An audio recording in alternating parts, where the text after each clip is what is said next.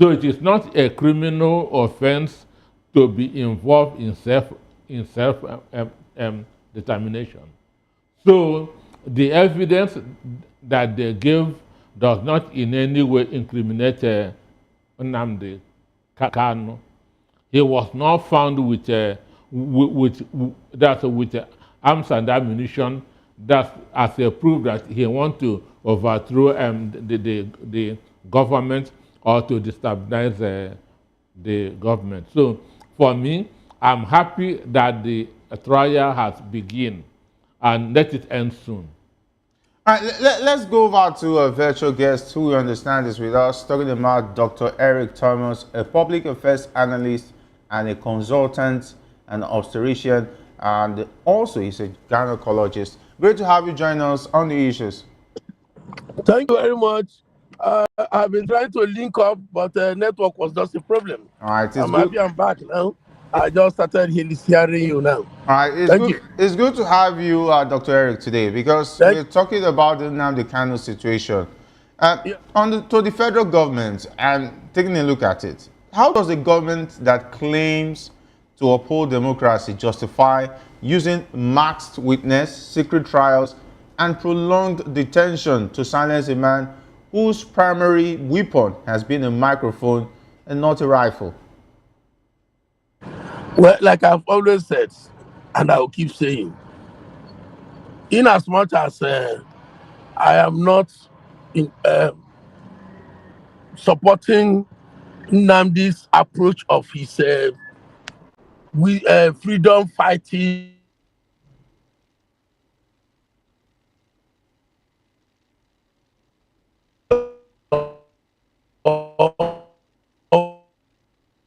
they are trampling on his freedom, human rights. The man is just talking. Yes, he must have offended many persons, like he actually was pleading, fighting, he's warring. But then there are other civilized areas to handle it. Why would they be covering their faces? Are they ashamed? Are they afraid? I think this should have been an open trial. And if the law supports him, and they just let him go.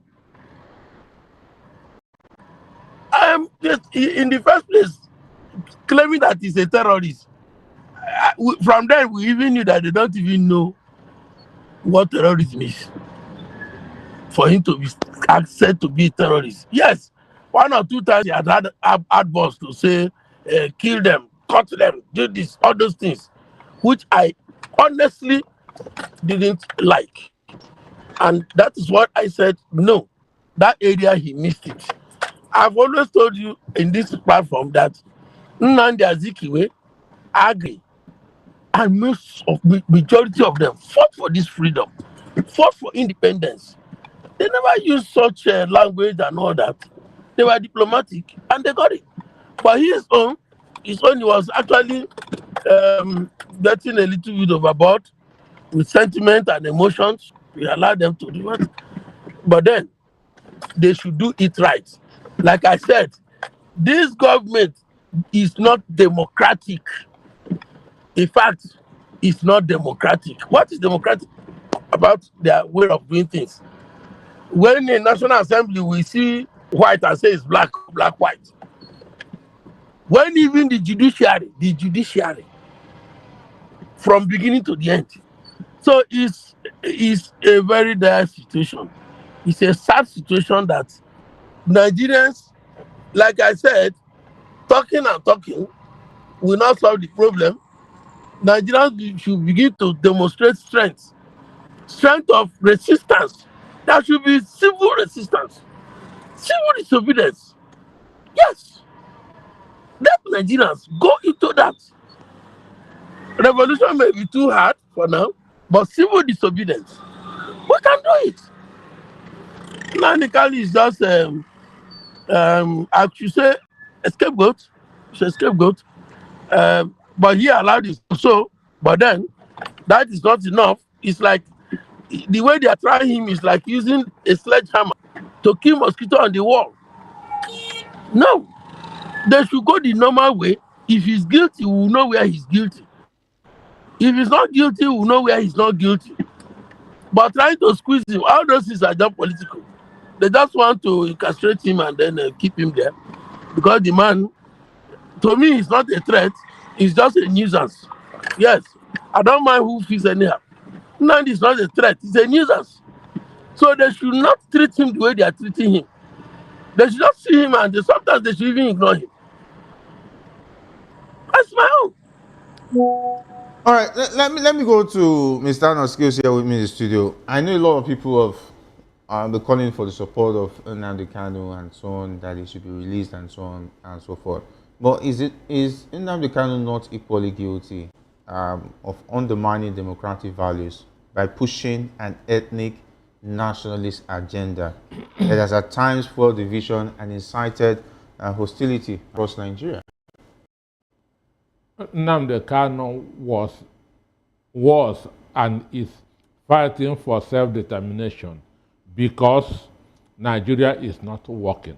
Well, is that the best approach? Nnamdi Kanu was and is fighting for self-determination because Nigeria is not working.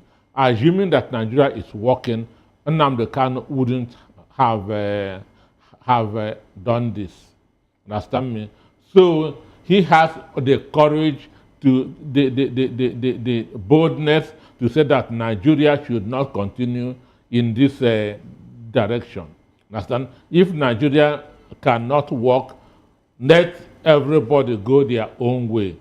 This is in the Human Rights Charter. It is in the AU Charter. What he did is recognized by the Constitution. What he did is recognized by the Constitution. So there's nothing like pushing an ethnic agenda. There's absolutely nothing like pushing ethnic agenda. Anybody could have done what Nnamdi Kanu is doing. But most Nigerians are cowards. Understand me? So we should commend him for his bravery.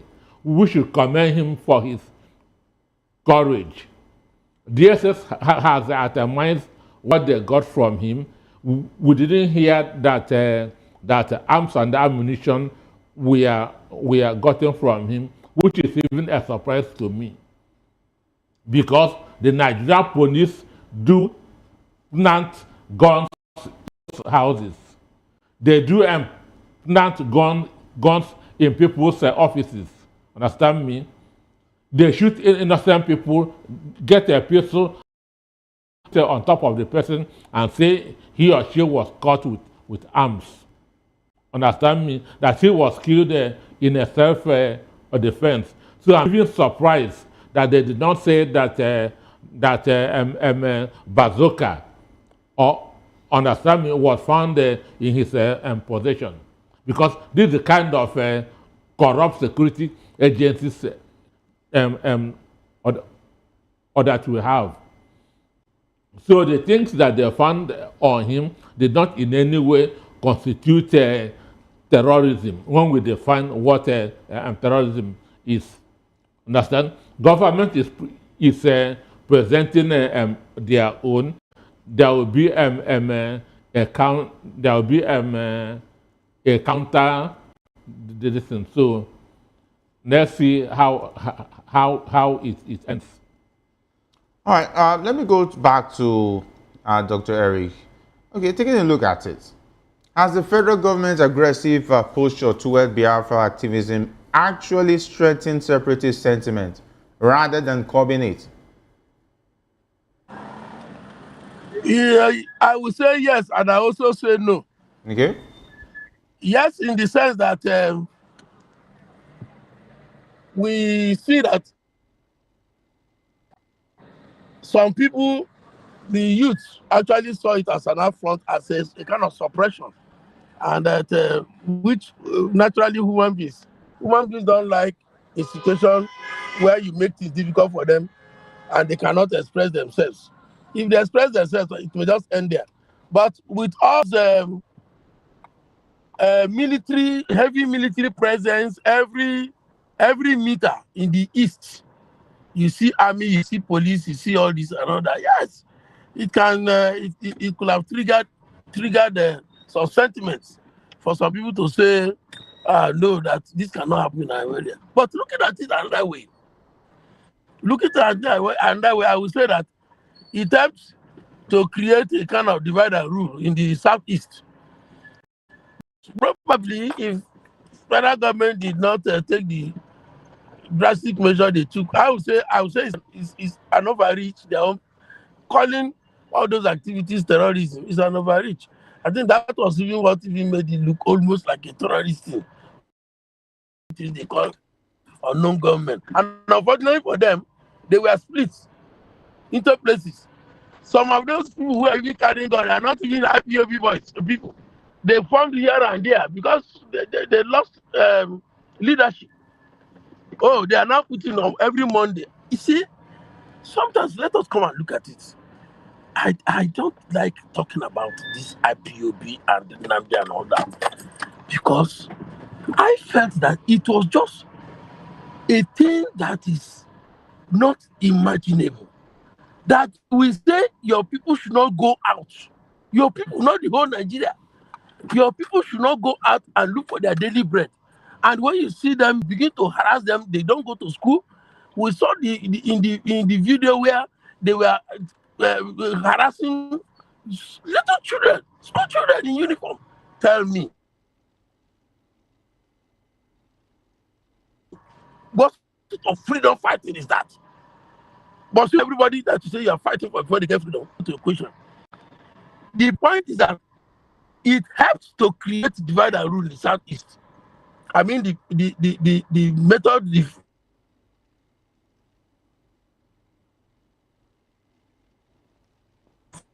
federal government, the IPM.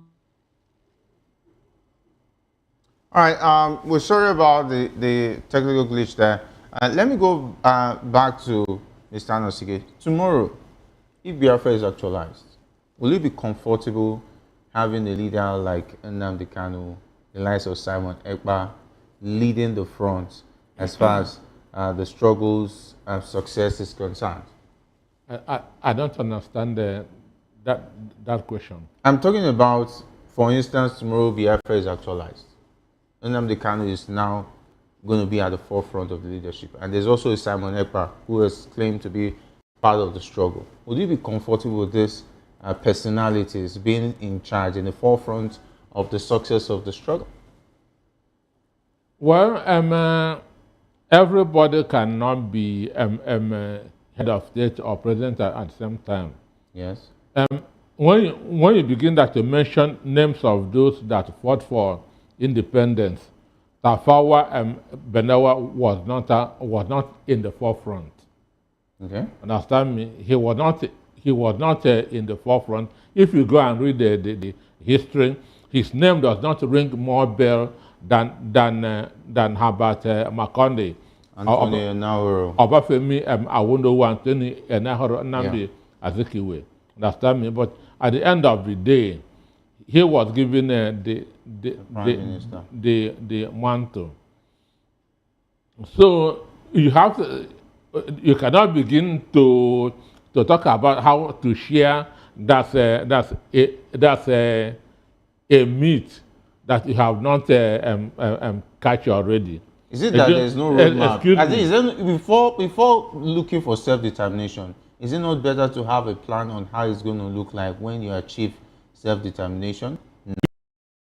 Excuse me, if you are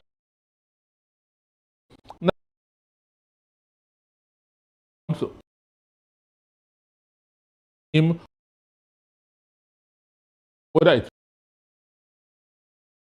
independence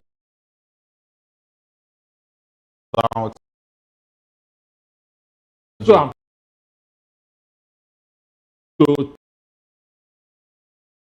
to discuss did Biafra, why you have not gotten Biafra. Understand me? And if Nigeria can change, we've seen Simon Ekpa say he's the prime minister of Biafra in exile. He's a criminal. Simon Ekpa is a robber. I'm not here talking about about Ekpa. What about Nnamdi Kanu? I'm not here talking about Ekpa. Okay. So, but the issue is, if Nigeria can change today, Okay. this issue of Biafra will die down, because it's a product of frustration. Understand me? Okay. Biafra is a product of frustration. If Nigeria can change today, we begin to operate a live and let live. Understand me? We abandon this discriminatory policies. The idea of Biafra will die down. The Biafra remains on the front page because Nigeria is not working. If Nigeria begins that to work today, all this self-determination, all these agitations will die down because they are products of frustration. Every Igbo man wants to be part of Nigeria, but it's a Nigeria that is working, not one that is not working. So it is the lack of leadership in Nigeria.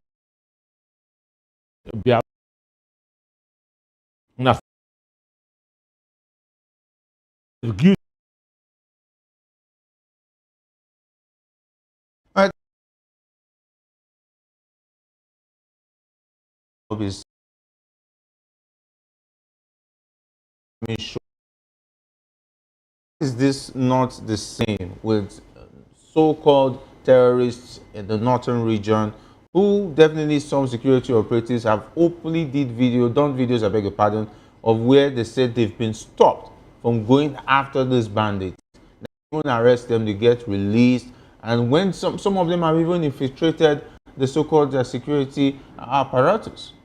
The issue is, it is you and I in the south that are seeing them as a terrorist.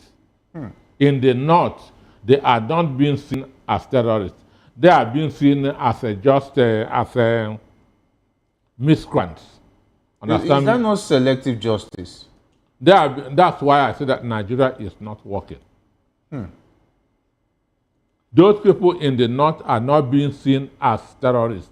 They're not even using the word bandits. It is still a very big word. As area boys, understand me, who are hungry and looking for what to eat. They are being treated with sympathy. Understand me? They are being treated with sympathy, and that's why for the past 19 years they have not been able to subdue just miscreants. Understand me? They will kill the soldiers in the north. There will be no reprisal. But once a soldier is killed in the southeast, they will come and burn a whole village, kill a number of youths, and that's why we will continue to be where we are. Nigeria can never move forward with this mindset. Nigeria can move forward, and the people that they are thinking that they are cheating are progressing more. Understand me? The people that they think that they are cheating, that they are punishing, are progressing more than them. Yesterday, I was somewhere, somebody was singing Tinubu's this thing, praises. I asked him a question. Among the major ethnic groups, which one is suffering the more? Understand me? Definitely it's not the southeast and can never be the southeast. Understand me? Because we can squeeze milk out of stone. We have that creativity. We have that can-do spirit. Even if Nigeria gets 10 times worse than it is today, an Igbo man must survive. It is in our DNA. Understand me? It is let Tinubu rule for the next 50 years. Igbos will never be the worst in the country. Because we are more enterprising, understand me, than all the ethnic groups. All right, because of time, let's go over to the next very interesting conversation, Dr. Eric. Let's talk about former Kaduna State Governor Nasser El-Rufai has said that Nigerians' emerging opposition coalition can defeat President Bola Tinubu in the 2027 elections without the support of state governors. El-Rufai, who recently defected from the APC to the SDP, believes that the coalition's strength lies in mobilizing voters directly rather than courting political office holders. He emphasized that governors have only one vote, while Nigerians have many more votes that can determine the outcome.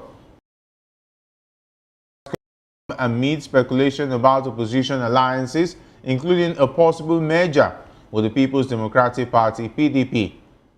However, PDP governors have rejected any coalition talks, and El-Rufai insists that he pointed to President Tinubu's experience in Lagos as evidence that governors alone cannot guarantee victory, stressing that elections are ultimately decided by the people. The coalition, spearheaded by the SDP, aims to present Nigerians with a genuine alternative to existing parties. El-Rufai emphasized that the focus is on building a credible platform rather than selecting candidates, and that aspirants must put aside personal ambitions to work together towards a common goal. He also stressed that the coalition will uphold internal democracy and eliminate the influence of godfathers. Let me go to you, Dr. Eric. All these are beautiful policies, beautiful ideas on paper. Is it real to win, go to an election with a party without godfathers in this same Nigeria, and to make Nigerians believe that their vote is going to count with the dissent Nigerians have towards the 2023 election result? Do you think Nigerians will believe all of this? And coming from someone the APC to the SDP, talking about El-Rufai himself, who was part of this same party that gave us all of this? Well, if I want to talk about this, I will start with the definition of democracy. Yes. You and me know that democracy is the government of the people, by the people, and for the people. Yes. It is not government of a person, by a person, and for a person. Yes. We have seen it. You've just said something. In Lagos, Lagos of all places, Tinubu lost. We all knew it. Despite the way the thinker did, he lost. Who was the governor there? Which party was he? In fact, the governor was the grandson of what do they call the godson of Tinubu himself, the president. And there are many places like that. Even in River State, everybody knew that. See, when the time comes, things will happen. Like by the way of Blessed Mary, when they become, will become. People still have that power. Have you seen where people get angry? Mass action, you cannot control. Even police, security people will run. How many security people do we have here? And we've gotten to that level. By this time, you know why it was like Nigerians were docile? They over-depended, the over-dependence on the godfathers and the governors. But today, they have discovered that with those people, they are hungry. So there is nothing you can tell a hungry person. The next election is between the ruling party and hungry Nigerians. I'm not talking about Nigerians. Hungry Nigerians. I know that a hungry man is an angry man. And the hungry Nigerians, though I don't have the statistics, but from the things around me, the people I see around me and what I see in town and everywhere, in the marketplaces and all that, electricity bill, tariff, transport, food, inflation of the hungry Nigerians is more than that of the political people, those in politics. So, El-Rufai is 100%. I don't want to say the man is talking because he was not given a post.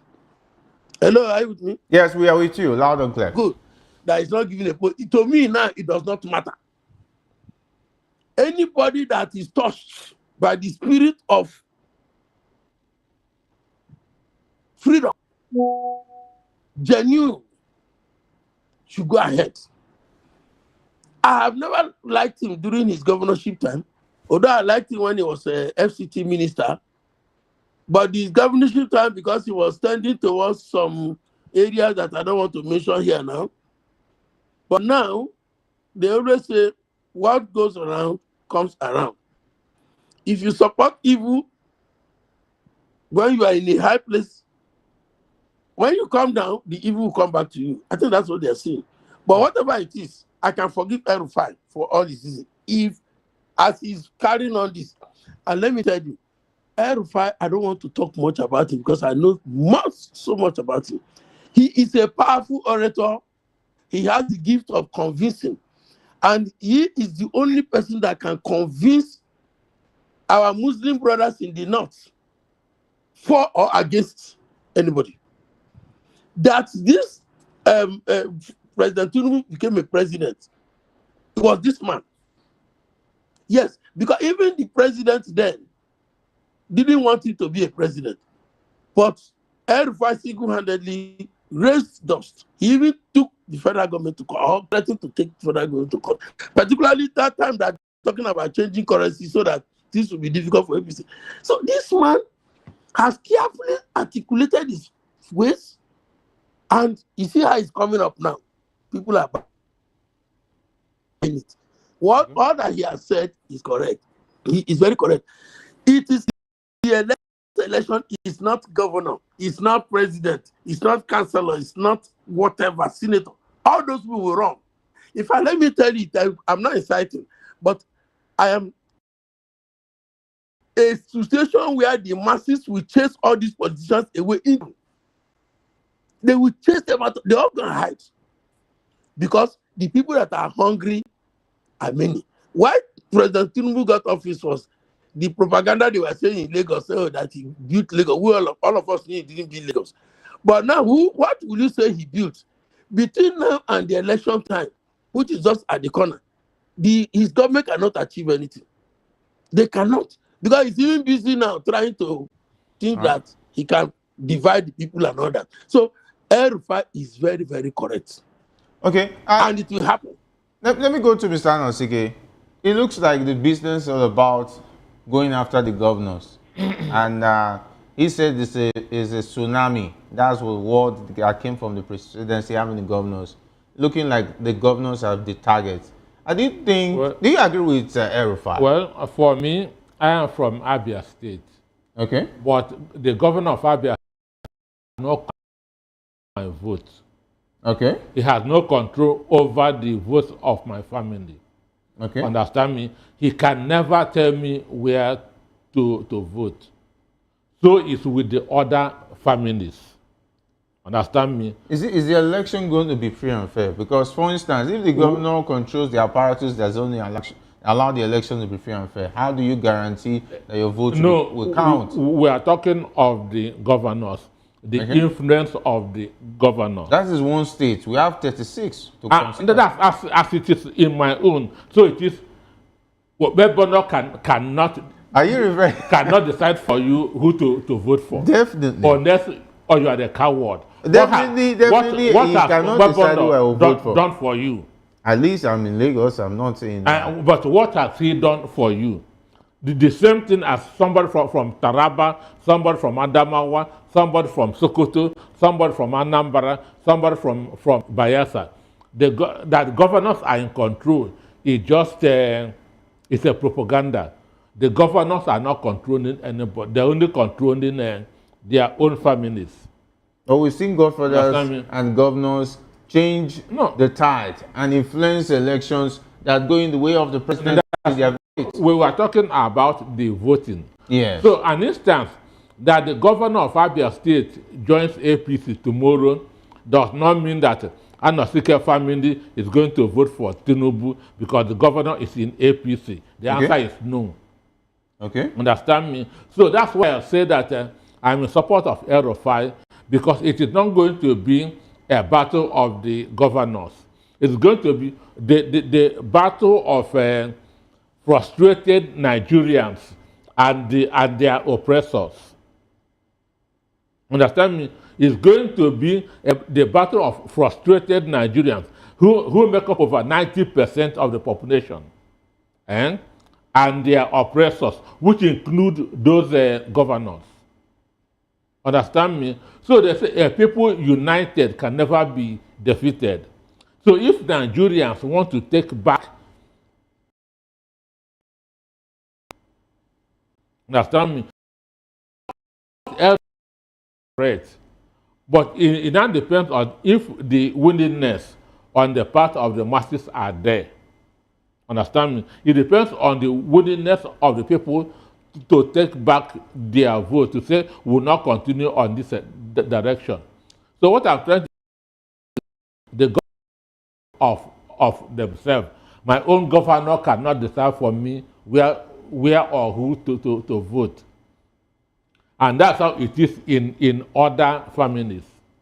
Okay, now, let's wrap it up because of time. Coalition promising to end godfatherism when its key players, including El-Rufai, have historically enabled it. Yes, you see, hello? Yes, go ahead. Yeah. Do you know anything is better than what we have today? Anything. That's dangerous. That's what we did. That's what Nigerians did when they brought in APC because they said anything apart from PDP is better. Yes, yes. Should we not be careful again? Okay. Yeah, it's no. You see, what I mean by that is very simple. Okay. Nigerians did that 2015 because they were not. They of course, Jonathan said, don't forget. Okay, but then they capitalized on that. But Nigerians were not wise as at that time. I must say that. Otherwise, it's a question of looking at Buhari himself coming. What has he done? They trick people with the fact that, oh, he will fight corruption. And he didn't. And everybody went up to sleep. I think we're getting to a stage where when a person comes to office and promises he will do that, and I doesn't do, people will rise up. Like it's happening now. Take it or leave it. This government is not finding anything easy as it is. The kind of hit they are going, if you get to the north today, go to the president, see what you get. Even as we stay here in the southern part, those who are the southern part.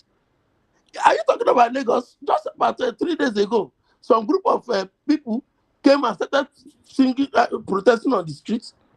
Just recently, that the Ebbing power, that we are hungry. In Jonathan's time. In Jonathan's time, it was the elites that mobilized it. But in this one, is the elites that is the people that are encouraging the elites to form a coalition. All right, we are pressed for time, Dr. Eric. Sadly, would have loved to go on because I must say I'm enjoying the conversation. I want to say big thanks for being a part of the issues. Though this short time, we were able to at least achieve something. Yeah. All right. Thank you. Have a good night, rest. Mr. Anosike, we have to go. Some parting shots on part of this coalition. Well, I want to say that Nigerians are wiser in 2025 than 2015. Hunger has created a lot of awareness. Understand me? Hunger has opened a lot of people's eyes. There's a saying that when a woman marries two husbands, she will know which one is better. Okay. So we have seen APC, we have seen PDP. Understand me? So it will be foolishness if Nigerians make 27. All right, and of course, the same time will tell, and that's a wrap for tonight's episode of the Issues and Voice of the People TV. And we hope you've enjoyed the time we've been together. Remember, your voice matters. Stay involved and keep the conversation going. I am Jerry Arpelio, and this has been the Issues and Voice of the People TV. Good night, Nigeria.